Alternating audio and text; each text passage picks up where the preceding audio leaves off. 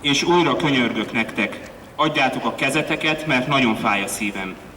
Csak arra kérlek, hogy ne bántsátok a székelyembert, hanem szeretettel vezessétek a jövőbe, mert ha ezt teszitek, Isten előtt mondom, hogy örömötök nagy lesz a jutalmazás idején. Kedves egybegyűltek, kedves barátaim! Tamási Áron gondolataival köszöntök minden kedves jelenlévőt, aki fontosnak érezte, hogy kiálljon székely testvéreink autonómia törekvései mellett a Székely Szabadságnapján. Az elmúlt évek autonómia küzdelmeinek legfontosabb napjává vált a Székely Szabadságnapja. Mai napon ugyanis tízezrek emelik fel hangjukat Székelyföld önrendelkezéséért, nem csak a Kárpát-medencében, hanem világszerte. Az 1848-49-es szabadságharc és forradalom leverése után nemzetünkben tovább élt a remény, hogy a szabadságharc akár külföldről érkező segítséggel újra feléleszthető. Mak József tüzérezredes volt az, aki Kossuth Lajossal kapcsolatban állva vállalkozott az erdélyi felkelés megszervezésére. A szerveződés célja a Habsburg uralom megdöntése volt, és ezzel együtt Magyarország függetlenségének a megteremtése. Ennek az összeesküvésnek voltak a tagjai a székely vértanúk is, akik árulás következtében kerültek a császáriak kezére. 1854. március 10-én végezték ki a marosvásárhelyi postaréten a székely vértanúkat. Vágyi Török János kollégiumi tanár, Martonosi Gáfi Mihály ügyvéd és Nagyváradi Horváth Károly földbirtokos a Makféle összeesküvés tagjaiként kívánták az elbukott magyar forradalom és szabadságharc rángját újra fellobbantani. 1854. április 29-én kivégezték Sepsiszentgyörgyön Bartalis Ferencet és Váradi Józsefet. A nemzeti önrendelkezés volt az a cél, amelyért életüket adták, példát mutatva bátorságból és hűségből az utókornak.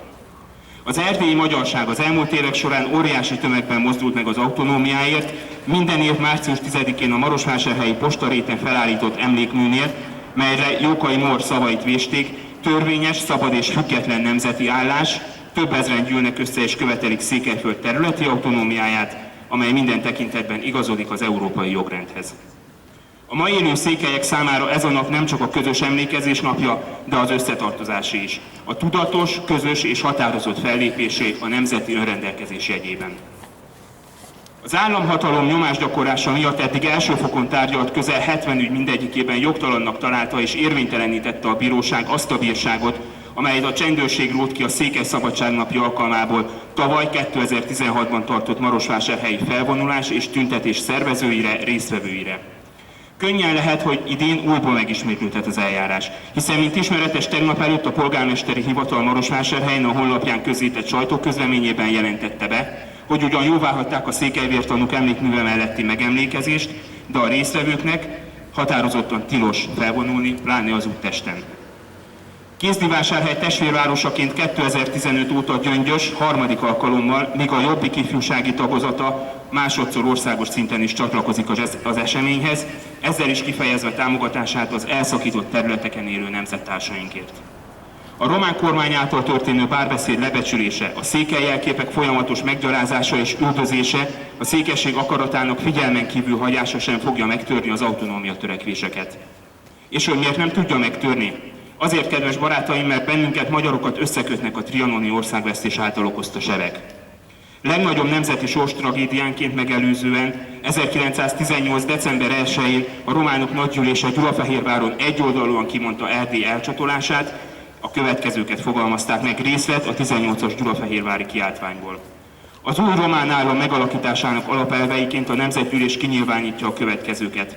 A teljes nemzeti szabadság az összes együtt élő nép számára, minden nép saját kebeléből való egyének által saját nyelvén fog élni a közoktatással, közigazgatással és igazságszolgáltatással.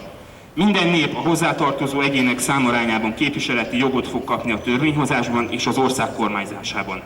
Egyenlő jogosultságot és teljes felekezeti szabadságot az ország összes felekezetének. Vajon ma érvényesülnek-e a gyulafehérvári kiáltványban megfogalmazott ígéretek? Vajon ma az Erdélyben élő közel 1,5 millió honfitársunk, Székelyföld egy tömbben élő több mint 600 000-es magyar lakossága úgy gondolja-e, hogy a nyilatkozatban foglalt jogok megilletik őket? Addig, amíg Marosvásárhelyen megpróbálják ellehetetleníteni a II. Rákóczi Ferenc római katolikus teológia gimnázium működését, addig, amíg a polgármesteri hivatalok homlokzatairól le kell venni a magyar nyelvű városháza feliratot, addig, amíg reklámzászlónak titulálják a székely lobogót, Addig, amíg székely hazafiakat terrorizmus vágyával bebörtönözhetnek több hónapra, addig, kedves barátaim, joggal érezhetjük, és mondhatjuk, hogy a tizedét sem tartják be az egykori vállalásaiknak. És gondoljunk bele abba, hogy a felsorolt pillanatképek a mai erdélyi magyar társadalom hétköznapi osztályrészének számítanak. A székelyeknek évszázadokon át megvolt a sajátos társadalmi berendezkedésünk, amit az idők során megőriztünk. Még a kommunista időszak alatt is létezhetett szovjet nyomásra magyar autonóm tartomány. Ma pedig, amikor Románia az Európai Unió tagja, minden lehetséges módszerrel igyekeznek útját állni nemzettestvéreink jogos követeléseinek. Székelyföld területi autonómiája közös nemzeti ügyünk, minden segítséget meg kell hát adnunk az erdélyi magyarság önrendelkezéséért folytatott harcához. Kedves barátaim, számtalanszor tesszük fel magunknak a kérdést, hogy miért fél a román állam hatalom egy területi autonómiától. Mit is jelent valójában egy autonóm terület? Az autonóm tartomány nemzeti közösségének saját regionális parlamentje és kormánya, költségvetési önállósága, többnyelvű közigazgatása van.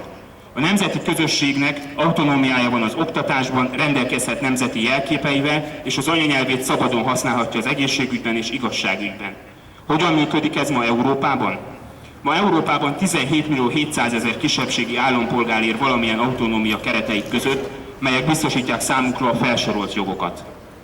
A közös nemzeti ügyünk mellett a mai magyarországi politikai pártok közül csak és kizárólag egyedül a Jobbik Magyarországért mozgalom áll ki határozottan megalakulása óta.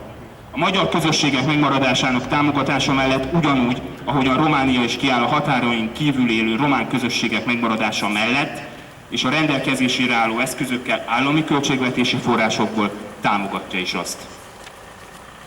Mi, jobbikosok, úgy gondoljuk, hogy a Magyarországnak a jelenleginél sokkal hatékonyabb erkölcsi, politikai, diplomáciai és anyagi támogatást kellene nyújtania az egyre fogyatkozó kárpát-medencei magyar közösségeknek, mert még ma is minden negyedik magyar gyermek a jelenlegi határainkon túl születik.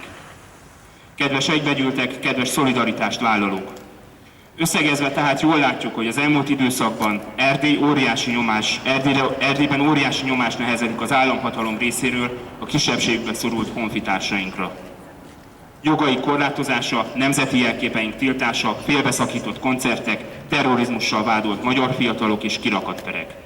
A mai napon a Jobbik ifjúsági tagozatának nemzetpolitikai kabinettje szolidaritást vállalva a székely magyar nemzettársainkkal több helyszínen az országban szervez szimpátia rendezvényt, melynek keretében egy mésesekből kirakott székelyzászló motívummal hívja fel a figyelmet az autonómiára.